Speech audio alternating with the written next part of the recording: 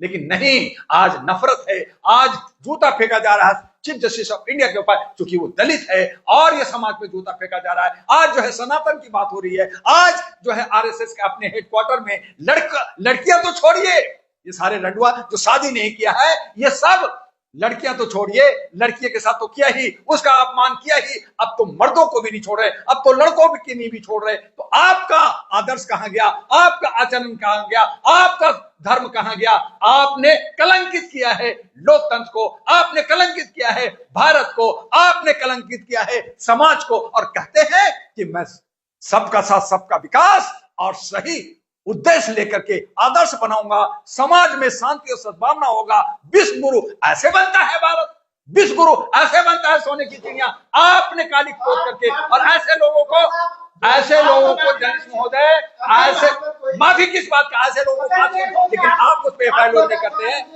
और अगर केस हो गया तो क्या पूरी आरएसएस जिम्मेदार है इस केस के लिए? क्यों? जब केस हो गया तो आपने उनको पकड़ा।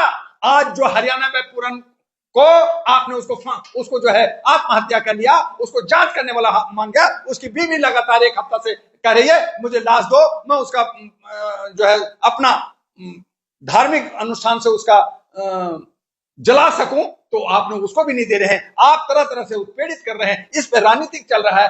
आप क्या कर रहे हैं? आप एक तरफ मुसलमानों को जेल में 5 साल तक डाल रहे हैं, आप दूसरे के साथ आप डंडा मार रहे हैं, आप सता रहे हैं, आप बुलडोजर चला रहे हैं, पीला मशीन चला रहे हैं। अपने लोगों को कितना जेल भेजा, कितने स्वामी जेल के अंदर बैठा है, कितने लोग नेता जो ये सब व्यभिचारी हैं, जो पेशाब कर करके और गाली दे कर करके, रेप कर करके, चप्पल गर्दन पे रख करके गर्दन काट रहे हैं। न जाने कितने औरतों का व्यभिचार किया, मर्दों के साथ कर रहे हैं, नौजवान लड़कों के साथ आप उसकी इज्जत खेल रहे हैं। आज जिस तरह से मेडिकल इंजीनियरिंग कॉलेज में जहां रैगिंग होता है, वहां भी आपने छूट दे रखा है। तमाम जगह आपने दिया है कि अराजकता फैलाओ, ऐश करो, शादी करने की जरूरत नहीं है, हम रंडुआ हैं तो रहेंगे। जैसे अटल बिहारी वाजपेयी देश का प्रधानमंत्री ने कहा था कि मैं कुमारा हूं लेकिन ब्रह्मचारी नहीं हूं। का मतलब क्या होता है?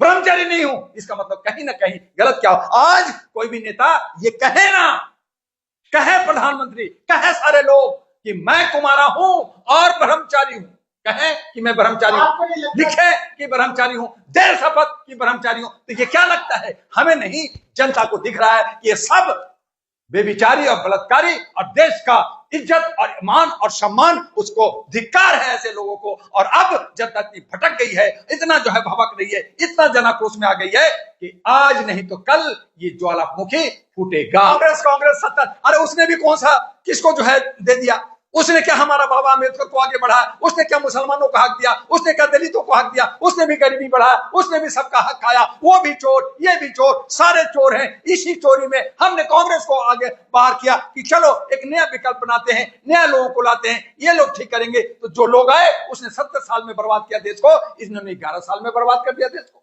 अब हमारे सामने कोई और विकल्प नहीं है, और इसी वहां में हम जनता, आप जनता, दलित, उछड़ी और जो नीची जाति है, जो मुसलमान है, ये सब त्राही त्राही कर रहे हैं कि मैं अब लोकतंत्र का हिस्सा नहीं हूं, मैं संविधान का हिस्सा नहीं हूं, मैं जो है तानाशाह का हिस्सा बन गया हूं, तानाशाह मेरे पे राज कर रहा है, अब मैं कहां जाऊं? और इसी में हम भटक करके हम गुलाम बने हुए हैं। हम चाहते हैं देश के अंदर शुद्धिकरण, हम चाहते हैं देश के अंदर संविधान लागू हो, हम चाहते हैं लोकतंत्र की तरह लोग ईमानदार हो, राष्ट्र के लिए काम करें। जितने भी कॉर्पोरेट पार्टियां हैं, जितने भी पारिवारिक पार्टियां हैं, जिन लोगों ने गंदगी फैलाई है, उनको कानून के तहत उनको सजा मिलनी चाहिए, उनकी चला चचापदी जब्त होनी चाहिए। जितने नेता हैं वो शपथ भरे कि जो कह रहा है वो करेगा, बदौलाबाजी नहीं, जुमलाबाजी नहीं। और बीजेपी कह रही है कि निष्पक्ष की जांच होनी चाहिए। अरे आरएसएस का, आरएसएस एक एनजीओ, जिसको देश के प्रधानमंत्री लाल किला में कहा एनजीओ है, अगर एनजीओ है तो रजिस्ट्रेशन दिखाए, बताए कि रजिस्ट्रेशन है।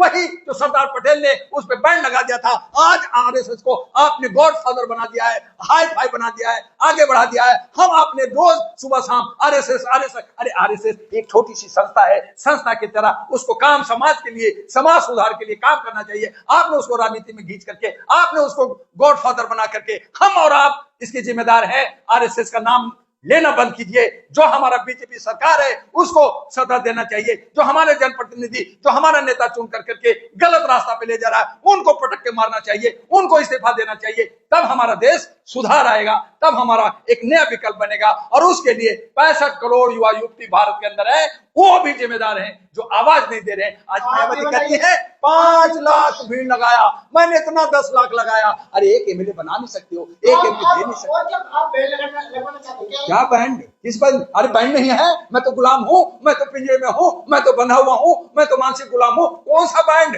अरे हमें थोड़ा सा बोलने का, वो भी हमारा संविधान में अगर हमें बोलने की अभिव्यक्ति नहीं होती तो ये बोलने में नहीं देते। हालांकि मुसीर रखा है, हमारे जो लोगों ने आवाज दिया, रेज और वॉइस ऑन ह्यूमन राइट्स किया, जिन्होंने हक अधिकार मारा, उनको जेलों में 5 साल 10 साल से सड़ा रहे हैं। न जाने कब दुआ को भी अंदर सड़ा दे, पीछे मार दे, कुछ नहीं कर सकते। और आपको टीआरपी के लिए मजा मिलेगा। और यही सारे जो हमारे इलेक्ट्रॉनिक मीडिया है, प्रिंट मीडिया है, सब बिके हुए। बैन करने की मांग चल रही है, आप क्या कहते हैं?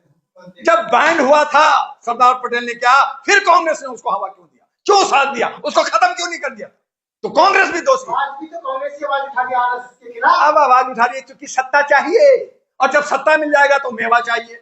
यही चोर लोग मिलकर के वही कॉर्पोरेट को साथ देंगे। तो ये कांग्रेस या बीजेपी, ये सब है कौन? ये सब लुटेरे हैं, सब चोर हैं। इन सबको बदलना होगा, सबको हटाना होगा, और युवाओं के हाथ में नया समीकरण, नया सवेरा पैदा करना होगा। सब बतौलेबाज करना, झूठ बोलना।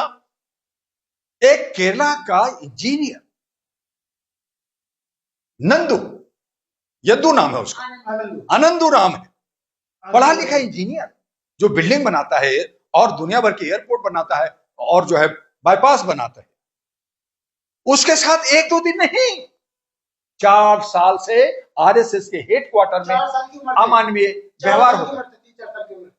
तो आप सोच सकते हैं, हम तो 4 साल कर रहे हैं, आप तो 4 साल की उम्र से कर रहे हैं। तो आप सोचिए कि कदा अब जब सर से पानी ऊपर गया, जब बर्दाश्त नहीं हुआ, जैसे आसाराम ने लोगों लड़कियों के साथ किया, जब लड़कियों को बर्दाश्त नहीं हुआ तो केस किया, राम रहीम पे बर्दाश्त नहीं हुआ तो केस हुआ, आज और नंद स्वामियों पे 114 पे नहीं हुआ। तो ये सब बलात्कारी लोग, ये बेबिचारी लोग, ये सत्ता में आकर करके ये सारा खेल कर रहे हैं। ये सब कहते हैं कि नेहरू ने, अरे नेहरू के वक्त में ऐसा कोई बलात्कारी नहीं था जो आज सबके साथ हो रहा है। आज सब लोग अंधभक्त है और जो भीड़ की तरफ भागे हुए हैं, जो गुलाम है, जो मानसिक गुलाम है, वही इनको साथ दे रहे हैं। क्योंकि ये इन्होंने एक पर्चा बना दिया है, मैं तुम्हें हिंदू राष्ट्र दे रहा हूं। अरे हिंदू का मतलब नहीं समझ रहे, हिंदू किसको कह रहे हैं? खुद को हिंदू नहीं कह रहे और गाली दे रहे हैं। पहले छुद्र कहा, अब हिंदू का। फर्क क्या पड़ा? छुद्र के मतलब छोटा और हिंदू के मतलब गुलाम।